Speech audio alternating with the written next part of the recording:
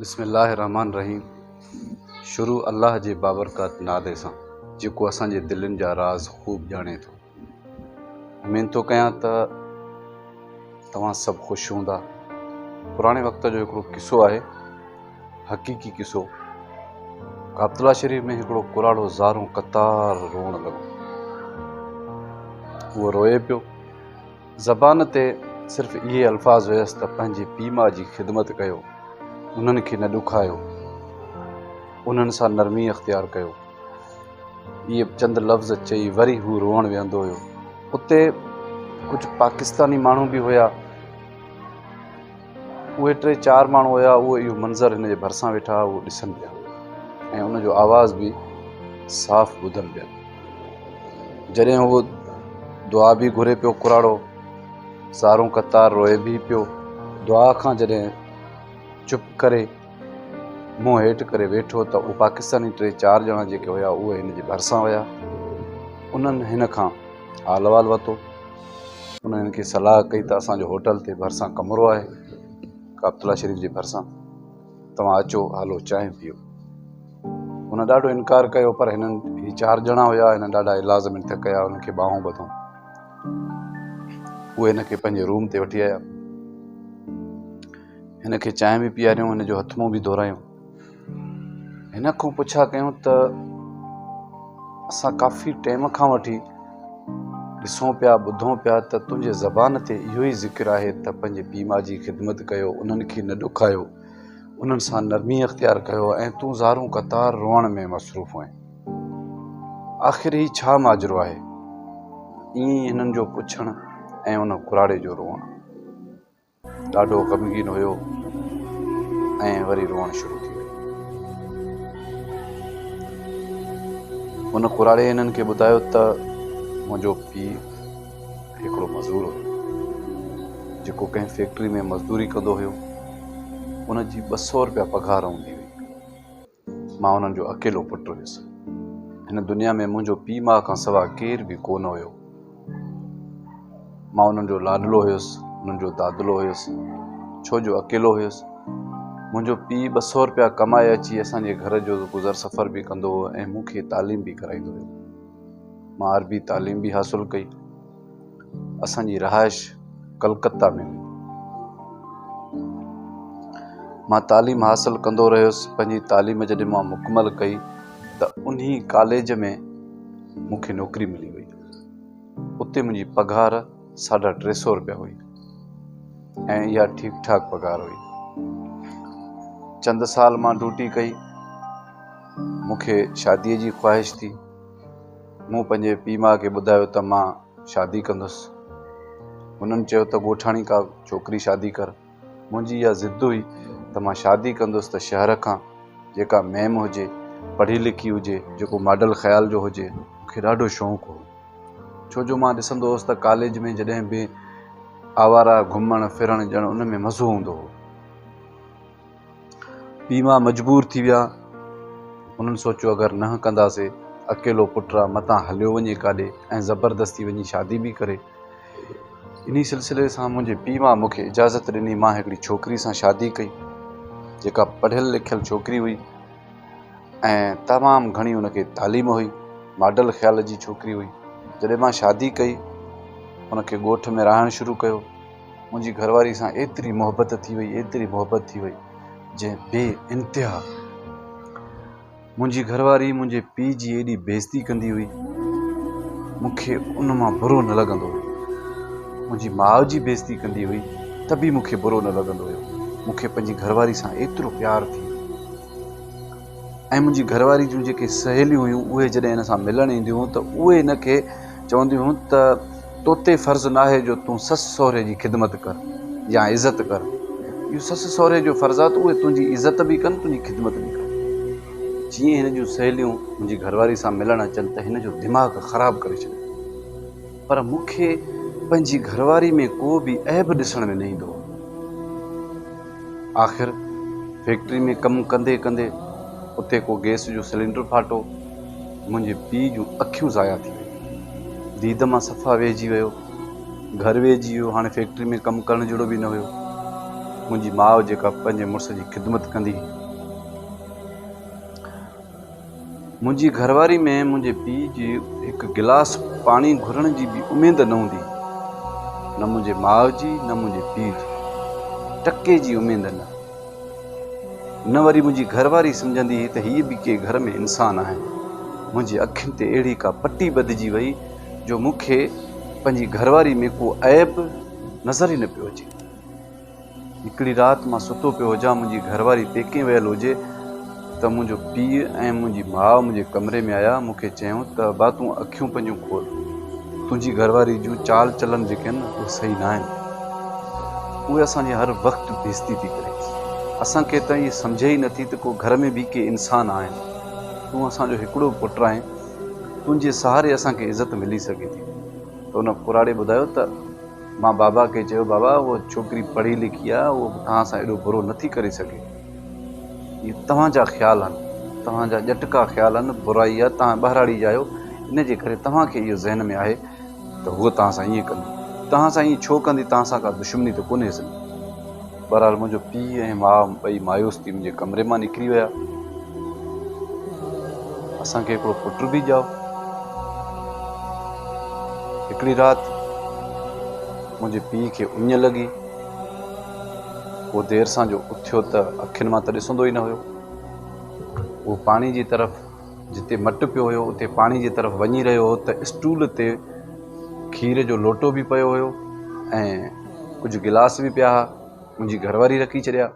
मुंहिंजो पीउ जो वियो पाणीअ जे तरफ़ त रस्ते ते स्टूल पियो त उहो टकिरजी पियो त उहो खीर सॼो हारजी। मुंहिंजी घरवारीअ खणी रड़ियूं कयूं त अछी ॾाढ़ी सां तूं मुंहिंजो पुट जो खीर थो चोराए, मासूम, अगरि तूं हिन जो खीर सॼो पी वञे हा, हाणे तो सॼो खीर हारे छॾियो, हाणे मां मासूम खे छा ॾियां? हुन चयो, न मां चोराइण कोन आयुसि, मां पाणी पीअण वञा पियो त मूंखे ख़बर न हुई त रस्ते ते को स्टूल तव्हां रखियो आहे। बहरहाल हुनजी ॾाढी बेइज़ती कयईं, घटि वधि हुन सां ॻाल्हाई।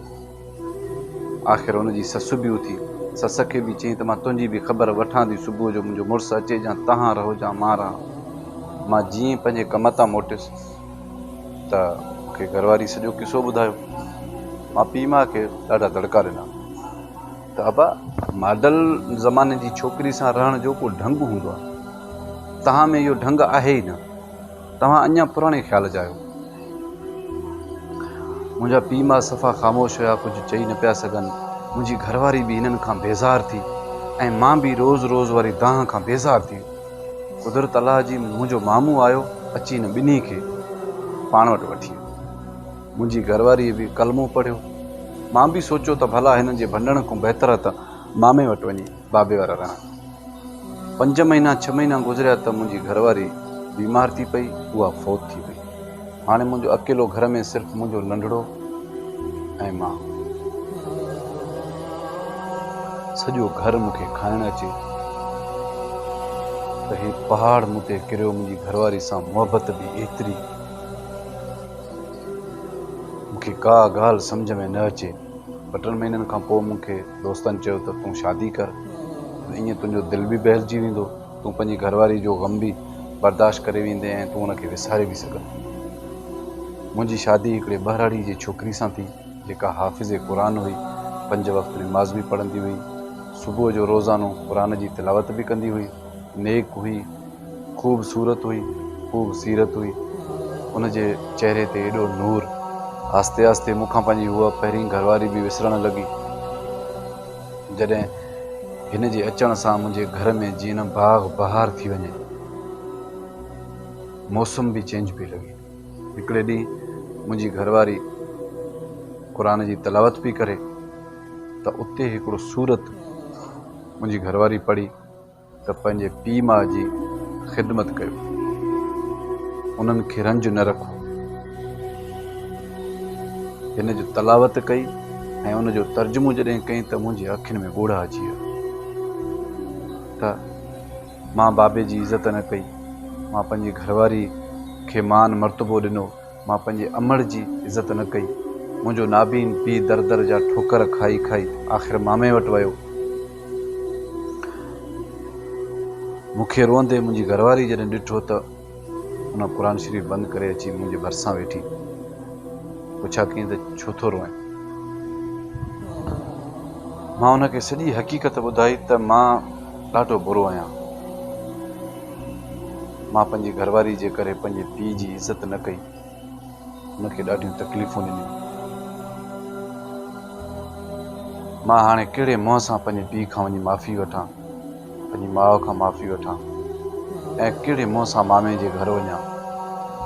मुंहिंजी घरवारी मूंखे सहारो ॾिनो ऐं मूंखे चई त उहे पीउ माउ आहिनि, तूं केतिरियूं बि ग़लतियूं कयूं हुजनि हू तोखे हर हाल में माफ़ कंदा।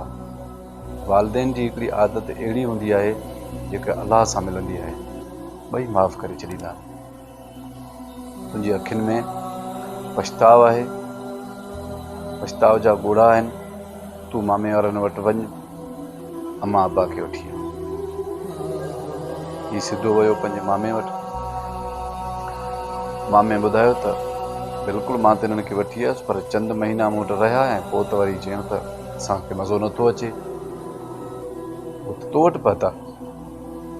चयो त पूरो 1.5 साल गुज़री वियो आहे, बाबे वारा मूं वटि कोन पहुता। आख़िर ही तकिड़ो घर आयो, जेको फैक्ट्री में कमु कंदो हो, हुनजो कार्ड ठहियल हो, हिन जो पीउ जो फोटू खणी थाणे ते वियो। थाणे ते ॾेखारियईं त हीउ मुंहिंजो पीउ गुम आहे, मुंहिंजी माउ गुम आहे। उन्हनि फोटू रखी छॾियो हुते। हिक जे बाज़ार में वियो, हिक जे दुकान ते वियो त तव्हां ही माण्हू ॾिठो, मुंहिंजो पीउ माउ गुम आहे। हेड़े आरे हेड़े पारे दर दर सॼो ॾींहुं पीउ माउ जी ॻोल्हा में हुयो, काथे बि उन्हनि जो ॾस पतो न पियो। हीउ पंहिंजे कम तां मोटी अचे ग़मगीन थी वेठो, पर हिन जी घरवारी ॾाढी भली हुई, उहा हिनखे सहारो ॾींदी हुई, उहा दुआ घुरंदी हुई त तूं परेशान न थी, तूं पछताएं थो, अलाह तुंहिंजूं इहे ग़लतियूं माफ़ कंदो। आख़िर हिकिड़े ॾींहुं दरवाज़ो खड़कियो। हिन वञी दरवाज़ो जॾहिं खोलियो त हिकिड़ो पुलिस वारो हुयो। हुन हिनखे ॿुधायो त जेका तस्वीर तव्हां असांखे ॾिनी आहे त सेम उहो ई माण्हू क़ब्रस्तान में वेठो आहे, कंहिं क़बर ते रोए थो। हीउ फौरन भॻो, सिधो वियो क़बर ते। उते जो ॾिठईं त उहो हिन जो पीउ न बल्कि हिन जो चाचो हो, जंहिंजा मुहांडरा हिन जे पीउ सां मिलंदा हुया। हीउ वञी हुनखे पेरें पियो, भाकुर विधी रोए पियो त चाचा बाबा वारा गुम थी विया आहिनि, अम्मा कोन्हे, बाबा कोन्हे, मूंखे घर खाइण थो अचे, मां ॻोल्हे ॻोल्हे थको आहियां, चाचा तो वटि त कोन आया। उहो हिन जो चाचो बि रोए पियो। उन रोअंदे हालत में ॿुधायो त हीअ ॿई क़बरूं जेके आहिनि, हिकु तुंहिंजे पीउ जी क़बर आहे ऐं हीअ तुंहिंजी माउ जी क़बर आहे। तुंहिंजे मामे खां जॾहिं छॾे आया त हीअ मूं वटि आया ऐं मूंखां छॾे वञी पोइ हीअ काफ़ी टाइम रुलंदा रहिया। कंहिं जॻह ते मूंखे मिलिया, मूंखां बदहाली खां बेहोश थी विया ऐं सुञाण वारे माण्हुनि मूंखे अची ॿुधायो त हीउ तुंहिंजो भाउ ऐं तुंहिंजी भाॼाई बेहोश आहे। मां हिननि खे अस्पताल खणी वियुमि, पर उहे न बची सघिया। मां हिननि खे हिते दफ़न करे छॾियो। पोइ हुननि जो पुटु सॼे क़ब्रस्तान जी मिटी पंहिंजे मथां विधई। उब ॾारींदड़ दाहूं, चिहाट ऐं ज़िंदगी जो हिकिड़ो वॾे में वॾो पछताव जेको हुन महसूसु कयो त मां पंहिंजी घरवारीअ जे करे, हुन सां मुहबत निभाइण जे करे मां पंहिंजे पीउ माउ जो मौत जो ज़िम्मेवार आहियां। ॾाढो रोंदो रहियो। आख़िर हाणे रोअण खां हुनखे वरंदो बि छा। दोस्तो, हीउ कलकत्ता शहर जो हिकिड़ो असुली वाक़ियो आहे। मूं हिकिड़ी किताब में पढ़ियो, हुन किताब जो नालो तव्हांखे स्क्रीन ते नज़र ईंदो हूंदो। जेके पीउ माउ असांखे पढ़ाइनि लिखाइनि, असांखे ख़ुशि रखण जी कोशिशि कनि ऐं उन्हनि खे इहो ई आसरो हूंदो आहे त पुटु वॾो थी असांजो सहारो बणिबो, असां छा था बणिजूं। असां एॾा ख़ुदिगर्ज़ आहियूं जो असां उन्हनि जी ॻाल्हि ॿुधण लाइ बि तयारु न आहियूं। जेको सॼी ज़िंदगी पंहिंजे ख़ुशियुनि खे, पंहिंजे ख़्वाहिशनि खे दॿाए पंहिंजे औलाद जी परवरिश कंदा। इन माण्हूअ त कीअं चाहियो त मुंहिंजो नाबीन पीउ कंहिं ॿिए दर ते वञी ठोकर खाए। औलाद जे हूंदे सूंदे उहे दरबदर थिया, उहे दर दर जूं उन्हनि खे मानियूं नसीब थियूं, बुख बदहाली में बेहोश थी मरी विया। हीअ कहिड़े क़िस्म जी औलाद आहे। ऐं जेके हिनखे पंहिंजे रूम ते वठी अची हिनखे चांहि बि पीआरियूं। इहो सॼो किसो उन कुराड़े उते पंहिंजो बयानु कयो। ऐं जॾहिं इहो किसो सॼो हू ॿुधाईंदो वियो त उहे पाकिस्तानी 4 ॼणा बि ज़ारूं क़तार रोअण लॻा। ऐं कुराड़ो जॾहिं पंहिंजी कहाणी मां फ़ारिग़ थियो त हिन दोस्तनि खे चई त तव्हां अणवाक़ुफ़ आहियो, तव्हां मूंखे वठी अची मूंखे सहारो ॾिनो आहे, तव्हां मूंसां मेड़ थी हलो त मां अलाह जे दरबार में दुआ घुरां त मूंखे माफ़ी मिले, मूंखे रूहानी सुकून मिले। अॼु ताईं साल गुज़री विया, अॼु बि मां पछताईंदो थो वञां कीअं उन्हनि वक़्तु गुज़ारियो हूंदो। 4 ई माण्हू काबतला शरीफ़ हुया, उन्हनि उते दुआ घुरी। हीउ किसो तव्हांखे ॿुधाईंदे मां बि दुआ थो कयां त अलाह पाक उनजी ग़लतियुनि खे माफ़ फरमाए, त इंसान ख़ता जो घर आहे। पर दोस्तो, का अहिड़ी बि ख़ता न हुजे जो सॼी ज़िंदगीअ जो पछताव थी वञे। ज़िंदगी में हिकिड़ो दिलि में पको पह करे छॾियो त दुनिया जी हेॾे जो हेॾे थी वञे, मूंखे पीउ माउ जे अॻियां ॾाढियां आवाज़ नाहे कढणो, उन्हनि खे रंज नाहे करणो। अगरि मुंहिंजो वीडियो ही तव्हांखे पसंदि अचे त उन औलाद ताईं ज़रूरु पहुचाइजो। शहज़ाद उमराणी खे ॾींदा इजाज़त। अल्लाह निगहबान।